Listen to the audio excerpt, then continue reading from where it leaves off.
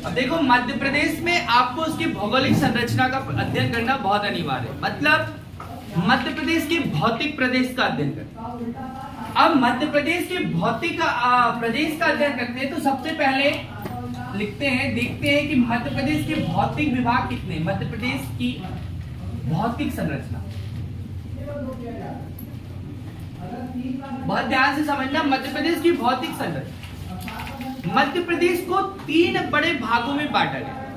भौतिक प्रदेशों के आधार पर मध्य प्रदेश को 3 बड़े भागों में बांटा गया। अगर हम बात करें तो सबसे पहला आता है मध्य उच्च प्रदेश। ये बहुत इंपॉर्टेंट है बेटा। पहला मध्य उच्च प्रदेश। दूसरे नंबर पर जो है सतपुड़ा मैकाल सिंह, सतपुड़ा एवं मैकाल सिंह।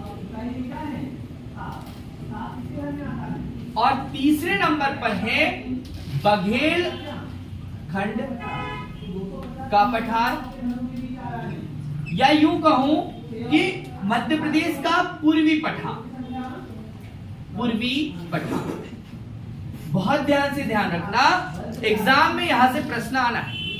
मध्य प्रदेश की भौतिक संरचना, फिजिकल स्ट्रक्चर अगर हम देखते हैं तो उसको 3 पार्ट में बांटा है, मध्य उच्च प्रदेश, सतपुड़ा मैकाल और आपका बघेलखंड का पठार। यहां से एग्जाम में प्रश्न पूछे जाएंगे। अब अगर हम और आगे बढ़ते हैं तो इस मध्य उच्च प्रदेश को 5 भागों में बांटा गया। मध्य उच्च प्रदेश का पहला भाग जो हम देखते हैं, इसको हम लिखते हैं मालवा का पठार, मालवा का पठार, बहुत इंपॉर्टेंट। दूसरा भाग जो है मालवा के पठार के पास में है मध्य भारत का पठार।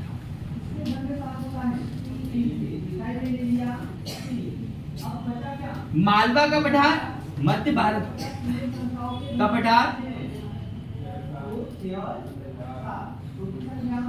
बुंदेलखंड का पठार,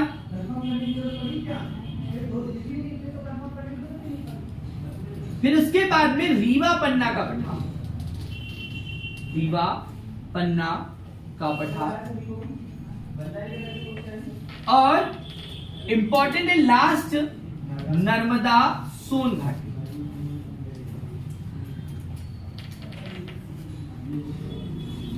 कितने पार्ट? 3।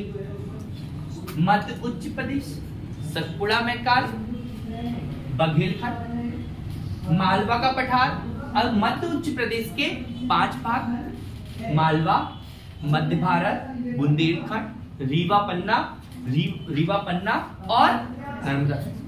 इस रीवा पन्ना को विंध्य कगार भी कह सकते हैं, विंध्यन कगार, ये आपको ध्यान, विंध्यन। 4 प्रमुख पार्ट, मतलब 3 प्रमुख पार्ट, और उसको फिर हमने बांटा। तो इस तरह से कितने हो गए? 5 मालवा सही, 30 को मिला 5, सतपुड़ा मैकाल 6 और बघेलखंड 7। ठीक है। अगर हम प्रादेशिक विभाजन को देखें तो कितने हो गए? 7 हो गए, और हमने वैसे 3 भाग के अंतर्गत फिर इसको बांटा। अब इससे हम देखते हैं मध्य प्रदेश के इस मैप। तो मध्य प्रदेश जो है, इसका क्षेत्रफल आपको याद रखना है। क्षेत्रफल से बहुत एग्जाम में प्रश्न पूछा जाता है। मध्य प्रदेश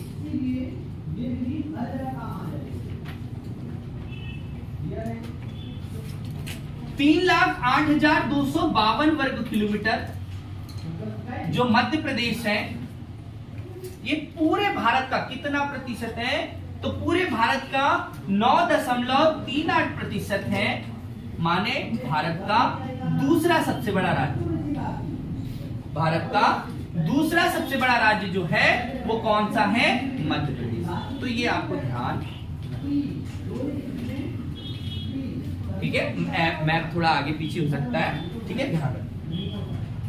अब जो मध्य प्रदेश है, देखिए ध्यान से देखिए, मध्य प्रदेश के उत्तर में उत्तर प्रदेश, दक्षिण में महाराष्ट्र, पूर्व में छत्तीसगढ़, पश्चिम में गुजरात, उत्तर पश्चिम में राजस्थान। ठीक है। मध्य प्रदेश का क्षेत्रफल यदि हम देखें, आपको अभी मैंने बताया क्षेत्रफल कितना बताया, तो 3,08,252 वर्ग किलोमीटर, जो पूरे भारत का 9.38% है। अब इस 3,08,252 वर्ग किलोमीटर को अलग अलग पार्ट में हम बांटते हैं और देखते हैं कि हमारा सबसे बड़ा भाग कौन सा है। तो हम सबसे पहले एक पार्ट को बांटते हैं जिसको हम कहते हैं मालवा का पठार।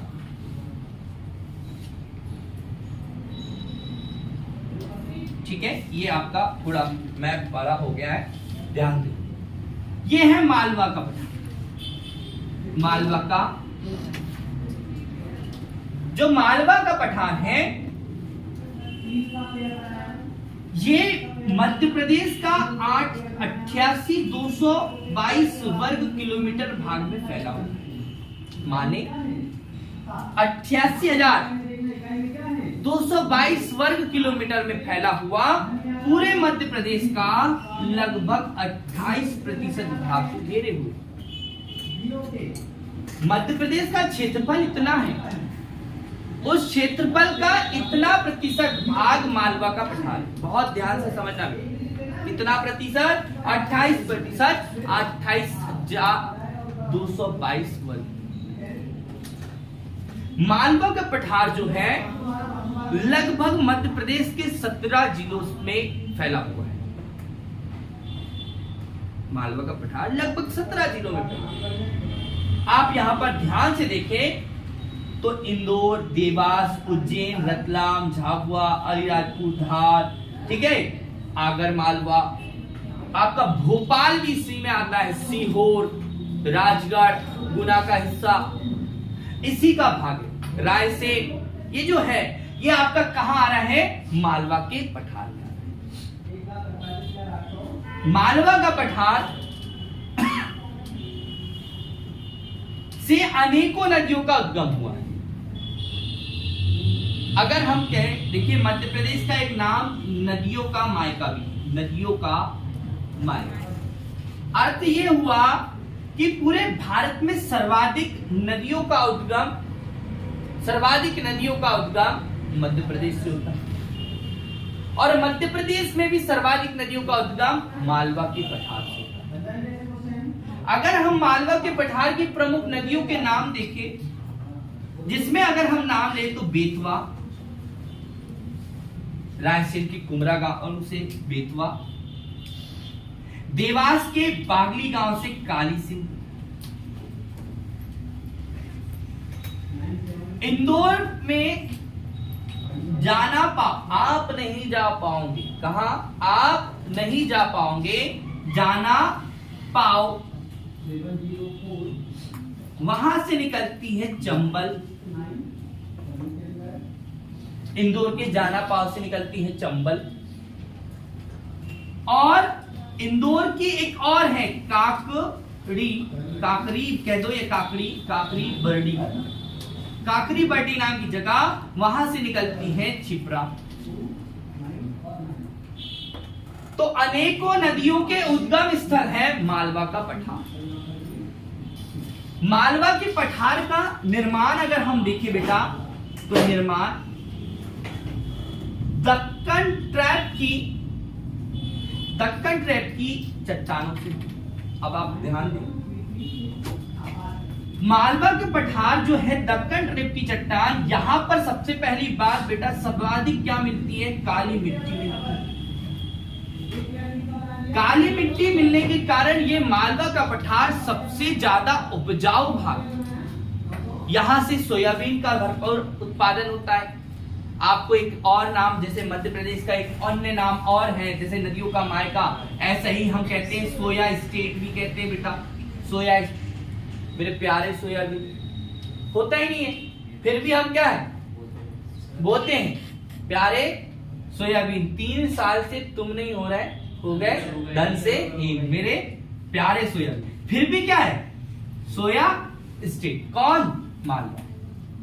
मालवा के पठार मतलब उज्जैन वाले क्षेत्र में बहुत ज्यादा सोयाबीन का उत्पादन होता है। गेहूं की डलिया भी इसे कहते हैं। मालवा के पठार को गेहूं की डलिया भी कहते हैं, क्योंकि यहां से सर्वाधिक गेहूं का उत्पादन भी होता है बेटा। सर्वाधिक गेहूं का उत्पादन कहां से होता है, आपके मालवा के पठार से ही होता है। ये भी आपको ध्यान रखना है। ठीक, काली मिट्टी की प्रचुर मात्रा और गेहूं का उत्पादन, सोयाबीन का उत्पादन, सर्वाधिक नदियों का उद्गम कहां से, मालवा के पठार से। एग्जाम में प्रश्न यहां से बनना है, ध्यान रखिएगा। आगे, मालवा का पठार का नाम मालवा क्यों पड़ा, ये भी एक क्वेश्चन। मालवा के पठार का नाम मालवा क्यों पड़ा? कहते हैं कि प्राचीन काल में पंजाब के प्रांत में एक जनजाति रहती थी, मलव जनजाति। कौन सी जनजाति बेटा, मलव। अब ये मलव जनजाति यहां आकर रहने लगी, इसलिए इस क्षेत्र का नाम क्या हो गया, मालवा का पठार। ध्यान देना, बहुत सारे क्वेश्चंस यहां से पूछे जाने। मालवा के पठार दक्कन ट्रेप की चट्टानों से मिले बने हुआ है, और दक्कन ट्रेप की चट्टानें जो है दरारी ज्वालामुखी से बनी हुई है। दरारी ज्वालामुखी के कारण बेसाल्ट चट्टान का निर्माण हुआ। जो लावा है वो धरातल पर आकर जम गया, जिससे बेसाल्ट चट्टान का निर्माण हुआ। और बेसाल्ट चट्टान के अपरदन, अपक्षयन, टूटने फूटने से काली मिट्टी का निर्माण। कपास का उत्पादन यहाँ होता है, कपास का उत्पादन मालवा में होता है, ये भी आपको ध्यान रखना है।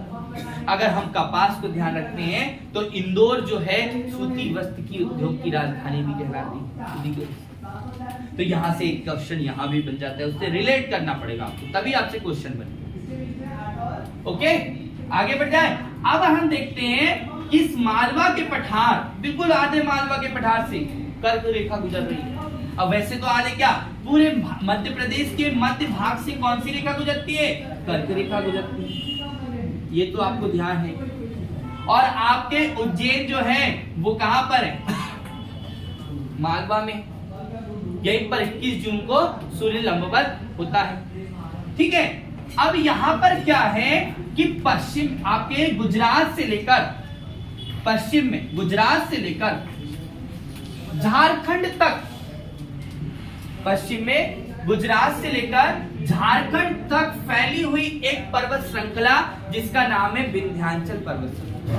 कौन सी, विंध्याचल पर्वत श्रृंखला, जो विंध्य, भांडेर और कैमूर के नाम से जानी जाती है। यह मालवा के पठार में स्थित है। और मालवा के पठार की सबसे ऊंची चोटी आपसे पूछ ले बेटा तो ध्यान रखना है, सिगार की सबसे ऊंची चोटी, जो सिगार है भैया, सिगार की सबसे ऊंची चोटी 881 मीटर ऊंची चोटी है सिगार की चोटी। अन्य चोटियां भी है, धजारी की चोटी, धजारी, ठीक है। जाना पाव की चोटी, जाना पाव, यहां पर जो है 854, 810 मीटर ऊंची ये चोटियां। ये सारी की सारी चोटियां कहां पर है, मालवा में, विंध्य। अब इस मालवा के हम और आगे चलते हैं, जैसे मैंने बताया कि मालवा, ठीक, मालवा के ऊपर चलते हैं। मालवा के ऊपर ये एक भाग है, हिस्सा, इस वाले भाग को मध्य भारत का पठार, इस मध्य भारत के पठार का क्षेत्रफल 32,896 वर्ग किलोमीटर है, जो पूरे मध्य प्रदेश का 10.68% याद है। मालवा का पठार के उत्तर में मध्य भारत का पठार है, जो श्योपुर, ध्यान दें यहां पे जिलों को ध्यान दीजिएगा, श्योपुर, मुरैना, भिंड, ग्वालियर, शिवपुरी और यहाँ पर राजगढ़ वगैरह जो है ये नहीं आते, ये मालवा में आते हैं। तो और आगे बढ़ते तो मंदसौर और नीमच, ये किस में आ रहे हैं? मध्य भारत के पठार। और आपका राजस्थान की यहाँ पर राजस्थान दिख रहा है, राजस्थान का कोटा वगैरह जो क्षेत्र है, ये वाला क्षेत्र किसमें आ जा रहा है? आपके मध्य भारत के पठार में। ठीक है, अब इसको चंबल, मध्य भारत के पठार को एक अन्य नाम देते हैं चंबल का उपाधि। चंबल का उपाधि। यहां पर काली मिट्टी प्रचुर मात्रा में पाई जाती है मालवा में, लेकिन मध्य भारत के पठार में काली मिट्टी नहीं, जलोढ़ मिट्टी पाई जाती है। और जलोढ़ मिट्टी की एक विशेषता है कि जलोढ़ मिट्टी जो है वो नदियों के बहाव क्षेत्र वाले एरिया में होती है, जहां ज्यादा नदियां बहती है उस क्षेत्र में। तो यदि आप लोग ध्यान दें तो मालवा के पठार में सर्वाधिक नदियों का उद्गम होता है। जैसे मैंने अभी आपको बताया, यहां पर ये देखिए, जाना पाव, काली सिंध, बेतवा, काकरी बड़ी, छिपरा, पार्वती। तो जाना पाव की पहाड़ी अगर हम इंदौर के पास बात करें, महू है, महू के पास चले तो यहां से चंबल नदी बहती है। चंबल नदी कहां बहती है? उज्जैन में, रतलाम में। मंदसौर बहते हुए यहां पर इंदिरा सागर का निर्माण हो रहा है। कहां पर? सॉरी, गांधी सागर का, गांधी सागर, चंबल नदी पर गांधी सागर एग्जाम में पूछा जा रहा है, एसएससी जीडी का क्वेश्चन है, अभी आया था। गांधी सागर जलाशय किस नदी पर है? फिर उसके बाद में कोटा बैराज, जवाहर सागर, और ये बहते हुए मध्य प्रदेश से एक बार निकलती है और मध्य प्रदेश और राजस्थान की सीमा बनाती है चंबल नदी। और चंबल नदी मध्य प्रदेश राजस्थान की सीमा बनाती है श्योपुर, मुरैना और भिंड में जा बहते हुए इटावा के पास यमुना नदी में मिल जाती है। किस नदी में मिलती है? यमुना। यानी कि यहां पर यमुना का हम क्षेत्र पढ़ते हैं, यमुना बेसिन पढ़ते हैं। तो चंबल नदी श्योपुर, मुरैना में बहुत ज्यादा क्या करती है? अपर्दन करती है, अवनालिका अपर्दन। चंबल नदी के कारण यहां पर क्या है? जलोढ़ मिट्टी पाई जाती है। नदियां क्या करती है? हमेशा हमारे साथ नई मिट्टियों का निर्माण करके लेके आती है। तो चंबल यहां पर जलोढ़, तो इस क्षेत्र में। अब यहां पर वही नहीं है। अगर हम देख रहे हैं कि इंदौर के पास से छिपरा नदी है, तो छिपरा नदी भी आपकी किस में जाके मिलती है? चंबल में जाकर छिपरा नदी मिल जाती है। उज्जैन छिपरा नदी के किनारे, महाकालेश्वर छिपरा नदी के किनारे, सांदीपनी आश्रम के भी छिपरा नदी के किनारे। याद रखना है। काकरी बड्डी के बाद में हमने देखा कि काली सिंध, देवास से काली सिंध नदी निकलती है, सोनकच्छ, देवास, और ये भी जाकर चंबल में मिलती है। सीहोर से पार्वती नदी निकलती है, वो भी चंबल में मिलती है। तो बहुत सारी नदियां क्या है? मालवा से निकलकर मध्य भारत के पठार में जाकर चंबल नदी में मिलती है। अन्य छोटी नदियां भी। तो मध्य प्रदेश का ढलान भी अगर आप देखेंगे उत्तर और पूर्व की ओर है, उत्तर और पूर्व की ओर मध्य प्रदेश का ढलान है। तो आपको यहां ध्यान रखना है कि मध्य भारत का पठार जो है, यहां पर चंबल नदी और अन्य नदियों के कारण यहां जलोढ़ मिट्टी पाई जाती है। ताप अधिक होता है क्योंकि यहां जंगल क्षेत्र कम है। वर्षा मध्य भारत के पठार में कम होती है, सूखा क्षेत्र। आपको यहां रखना, यानी यहां पर उत्पादन अगर देखा जाए किस फसल का होता है तो गेहूं, सरसों का उत्पादन होता है। मुरैना में मध्य प्रदेश की सर्वाधिक सरसों का उत्पादन मुरैना में होता है, ये आपको ध्यान रखना। फिर हम आगे बढ़ते हैं, तो आगे देखते हैं इस मध्य भारत के पास में एक क्षेत्र आता है जिसको हम कहते हैं बुंदेलखंड। बुंदेलखंड में झांसी भी है, खूब लड़ी मर्दानी वो तो झांसी वाली रानी। किससे सुने थे? बुंदेलो हर बोलो मुख हमने सुनी। तो बुंदेलखंड जो है झांसी, ललितपुर, बांदा, दतिया, अशोकनगर, सागर, टीकमगढ़, निमाड़ी, छतरपुर, इन क्षेत्रों को अगर हम देखते हैं तो ये कौन से क्षेत्र है? बुंदेलखंड। मध्य प्रदेश में बुंदेलखंड भी है और उत्तर प्रदेश में बुंदेलखंड क्षेत्र भी है। तो आपको यहां पर ध्यान देना है कि बुंदेलखंड जो है वो 2333 वर्ग किलोमीटर क्षेत्र में फैला हुआ है। कितने? 2333 वर्ग किलोमीटर क्षेत्र में फैला है, जो मध्य प्रदेश का 7.7% भाग है। मतलब इसका 23,700 मतलब 23,733। तो आपको ध्यान रखना है कि पहले नंबर पर मालवा का पठार, फिर हमने देखा मध्य भारत का पठार, फिर आपने देखा क्या? आपका बुंदेलखंड का। ठीक है, तो आपको ये ध्यान रखना है, एग्जाम में यहां से पूछा जाएगा क्या?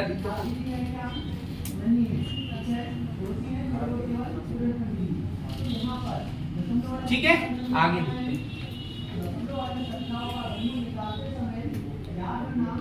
बुंदेलखंड का पठार जो है, जैसे बुंदेलखंड का पठार लाल बलुआ पत्थर से बना हुआ क्षेत्र है, जहां पर लाल काली मिट्टी की प्रचुर मात्रा पाई जाएगी। यहाँ पर आपको अगर देखते हैं तो बेतवा नदी जो है बुंदेलखंड की गंगा कहला रही है। यहाँ पे बेतवा नदी बहती है, कहाँ पर? बुंदेलखंड में। बेतवा नदी रायसेन से निकलती है बेटा, कहाँ से? रायसेन से, और सागर होते हुए ये जाती है, फिर ये पुनः भारत मध्य प्रदेश में प्रवेश करती है। और बेतवा नदी ओरछा जो है, ओरछा बेतवा नदी के किनारे है। ये आपके एग्जाम में पूछा जाएगा। बुंदेलखंड की सबसे ऊंची चोटी आपको याद रखना है, सिद्ध बाबा की चोटी। बुंदेलखंड की सबसे ऊंची चोटी सिद्ध बाबा की चोटी। तो ये भी आपको ध्यान रखना, एग्जाम में यहां से पूछा जाएगा। उसके बाद अब देखिए, उसके बाद एक आ रहा है रीवा पन्ना का पठार। रीवा पन्ना का पठार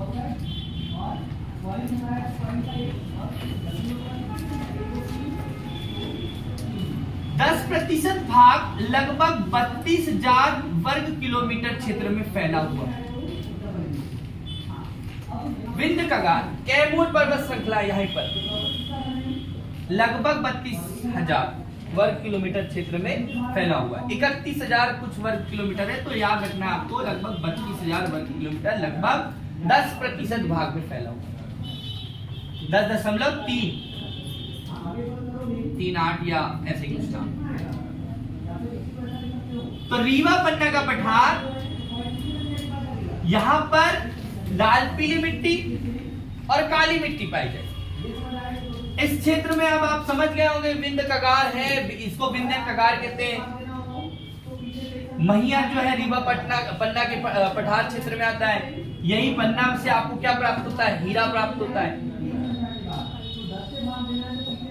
रीवा पन्ना के पठार के बाद यानी कि इस तरफ वर्षा सर्वाधिक होती, जबकि जैसे जैसे हम मध्य प्रदेश के पूर्व और दक्षिण से उत्तर और पश्चिम की ओर बढ़ते हैं, तो यहां से हम जैसे जैसे उत्तर की ओर जाते हैं, उत्तर पश्चिम की ओर, तो वर्षा की मात्रा कम होते जाती है और दक्षिण पूर्व में वर्षा ज्यादा होती है। इसीलिए आप देखते हैं कि सर्वाधिक धान का उत्पादन आपके दक्षिण पूर्व हिस्से में ही होता है, बालाघाट में होता है, अन्य क्षेत्रों में भी होता है। यहाँ पर सर्वाधिक घने जंगल पाए जाते हैं। अगर आप उनको देखते हैं तो बांधवगढ़, पेंच, आपका यहाँ पर मंडला में कान्हा किसली, संजय डुबरी, ये बहुत सारे आपको राष्ट्रीय उद्यान आपको देखने को मिलेंगे यहाँ पर, जंगल। ठीक है, तो रीवा पन्ना का पठार, बहुत सारी नदियां भी। अगला जो हिस्सा है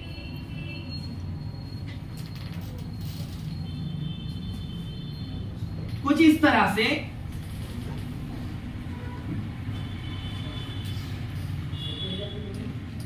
नर्मदा सोनभद्र, इसका नाम है नर्मदा सोनभद्र।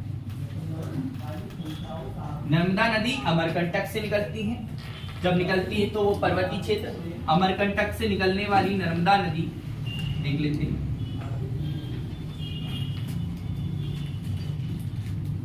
मध्य प्रदेश के 15 जिलों में बहकर, मतलब इसकी लंबाई देखें तो नर्मदा नदी पूर्व से पश्चिम दिशा में बहती है, अमरकंटक से निकलती है और टोटल लंबाई 1312 किलोमीटर है, जो पूरे मध्य प्रदेश में 1077 किलोमीटर बहती है।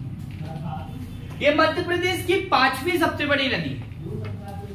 कौन सी? 5वीं, भारत की सबसे 5वीं बड़ी नदी है और मध्य प्रदेश की पहली सबसे बड़ी नदी। तो मध्य प्रदेश की पहली सबसे बड़ी नदी जीवन रेखा, जो मध्य प्रदेश, महाराष्ट्र और गुजरात में बहते हुए खंबात की खाड़ी में घिसा। तो इस नदी का क्षेत्र अगर हम देखें तो लगभग 86,000 वर्ग किलोमीटर क्षेत्र में आपकी कौन है? नर्मदा सोन है, जो मध्य प्रदेश का लगभग 26% भाग को घेरती है। जो मध्य प्रदेश का 26% भाग को घेरती है, जो नर्मदा नदी के आसपास का जो एरिया है। यहां पर इसकी एक विशेषता कि इसके पश्चिम में काली मिट्टी आपको मिलेगी और इसके पूर्व में लाल पीली मिट्टी मिलेगी। लाल मिट्टी, क्योंकि यह पठारी क्षेत्र और इधर मैदानी क्षेत्र है, और वो भी कौन सा? निमाड़ का मैदान, मालवा की कछार, ठीक है। मालवा, यहाँ पर काली मिट्टी आपको पता ही है, ठीक है। तो याद रखना नर्मदा सोन भाई, नर्मदा सोन। अब यहाँ पर सोन का भी क्षेत्र है, ये जो एरिया है ये कौन है? सोन नदी बहती, तो सोन नदी क्षेत्र। तो टोटल मिलाकर हमने बात की, सोन नदी भी तो है, नर्मदा अमरकंटक से निकलती है, और जिस क्षेत्र से ये नदियां निकलती हैं उस क्षेत्र को कहते हैं बघेलखंड। और बघेलखंड जो है ये लगभग 23,000 वर्ग किलोमीटर क्षेत्र में है, जो 7% भाग को घेरे हुए है। मध्य प्रदेश का सबसे बड़ा भाग, ये भाग सबसे बड़ा कौन? मालवा। और मध्य प्रदेश का सबसे छोटा वाला भाग जो है क्या है? बघेलखंड। वैसे बघेलखंड बस 7% में नहीं है, ये छत्तीसगढ़ राज्य में भी गया। बघेलखंड का पठार छत्तीसगढ़ राज्य में आता है, लेकिन यहां पर आपको ध्यान रखना अमरकंटक, शहडोल, उमरिया, अनूपपुर, आपका सीधी, सिंगरौली बघेलखंड में आते हैं। तो ये आपको ध्यान रखना, डिंडोरी वाला हिस्सा भी कुछ बघेलखंड में आता है, तो यहां से आपके एग्जाम में बन जाए, ठीक है। आगे देखते हैं, बघेलखंड की सबसे ऊंची चोटी की बात करें तो आपको याद रखना है कि अमरकंटक की ऊंचाई आपको याद रखना है 10-50 मीटर, ये भी एग्जाम में पूछ सकते हैं। अगला जो हिस्सा है ये हिस्से को ध्यान दें। तो अगला जो हिस्सा है इसको देखें, ये बुरहानपुर वाला क्षेत्र है और ये आपका बैतूल वाला क्षेत्र। तो आगे देखिए तो क्या है, यहां पर ये सतपुड़ा पर्वत श्रृंखला,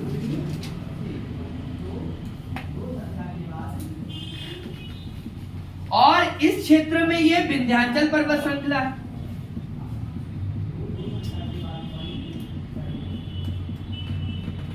विंध्याचल पर्वत श्रृंखला को हमने 3 भाग बताए थे विंध्याचल के, विंध्य, भांडेर और कैमूर। विंध्य, भांडेर और कैमूर। तो विंध्याचल पर्वत श्रृंखला, भांडेर श्रृंखला और कैमूर। अगला जो है हमारा सतपुड़ा। सतपुड़ा जो है 7 पहाड़ियों वाला क्षेत्र है। तो सतपुड़ा 7 पहाड़ियों वाला क्षेत्र, जैसे कि हम अगर यहां पर बात करें तो यहां पर आती है बड़वानी, में बड़वानी की, अखरानी मैं 7 लिख देता हूं, बड़वानी की, अखरानी, असीरगढ़,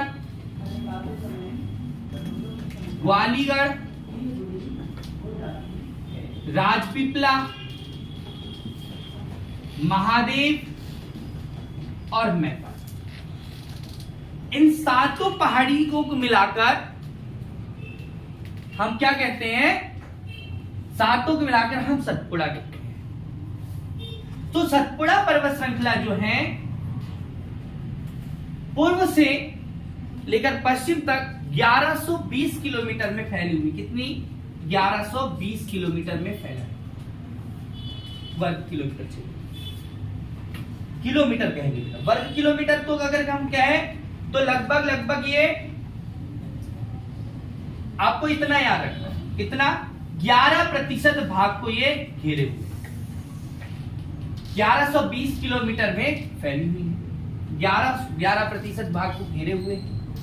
इसी में आप देखते हैं कि सतपुड़ा के मध्य में होशंगाबाद श्रेणी, और होशंगाबाद में जो है महादेव श्रेणी है।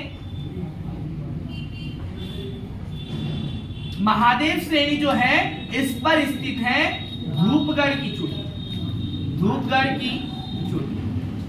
और जो धूपगढ़ की चोटी है ये 1350 किलोमीटर, 1350 मीटर, क्या? 1350 मीटर। यह मध्य प्रदेश की, एमपी की सबसे ऊंची चोटी। तो ध्यान दो, सतपुड़ा पर्वत 7 पहाड़ियों, सतपुड़ा, राजपीपला। अगर हम सतपुड़ा को कहें तो पश्चिम में इसको राजपीपला कह दे, मध्य में इसे महादेव कह दे, और पूर्व में इसी का हिस्सा जो है, वैसे तो ये विंध्याचल का पर्वत, मैकाल श्रेणी जो है वो विंध्य पर्वत श्रृंखला है, लेकिन वो इसके साथ है, इसी की रेखा में, तो समरेखा में, इसलिए सतपुड़ा एवं, हमने यहां पर भी लिखा है सतपुड़ा एवं मैकाल श्रेणी। ठीक है, तो ये हमारा मध्य प्रदेश का भौतिक संरचना है, जो मध्य उच्च प्रदेश, सतपुड़ा, मैकाल और बघेलखंड के पठार से। मध्य उच्च प्रदेश मालवा का पठार, मध्य भारत का पठार, बुंदेलखंड, रीवा, पन्ना और मध्य, जो मैंने आपको यहां पर बता दिया। सतपुड़ा से आपकी ताप्ती नदी का उद्गम होता है, मुल्ताई से, जो बुरहानपुर होते हुए कहा जाती है गुजरात, महाराष्ट्र और गुजरात में जाकर खंबात की खाड़ी में गिर जाती है। ठीक है, नर्मदा नदी। अन्य नदियों की बात करें तो चंबल, छिप्रा, काली सिंध, पार्वती, बेतवा, कूनो, कुंवारी। ठीक है, यहां पर अन्य और भी नदियां हैं। तो ये सारे के सारे एग्जाम में आपका प्रश्न पूछा जाएगा। तो मध्य प्रदेश में जो मैंने यहां पर बताया, ये यहां से क्वेश्चन है, और भी क्वेश्चन, और भी यहां से क्वेश्चन पूछे जाएंगे, और भी अलग अलग हैं। तो यहां पर आपको ध्यान रखना है, क्योंकि नर्मदा घाट, यहां से ये नर्मदा सोन घाटी है, तो इसमें नर्मदा ही नहीं, अन्य छोटी मोटी नदियां भी हैं। आप जैसा कि जानते हो कि नर्मदा मध्य प्रदेश की सबसे बड़ी नदी है, इसकी में 42 सहायक नदियां, 41 सहायक नदियां, 22 से 22 है, और दाएं से 19 इसकी सहायक है, तो 41 सहायक नदी। तो ये आपको ध्यान रखना, यहां से जो भी क्वेश्चन है आप लोग पूछ सकते हैं, जो भी डाउट होगा मैं आपको और क्लियर कर दूंगा। तो ये है मध्य प्रदेश और मध्य प्रदेश का भूगोल। ठीक है, बन जाएगा? बस।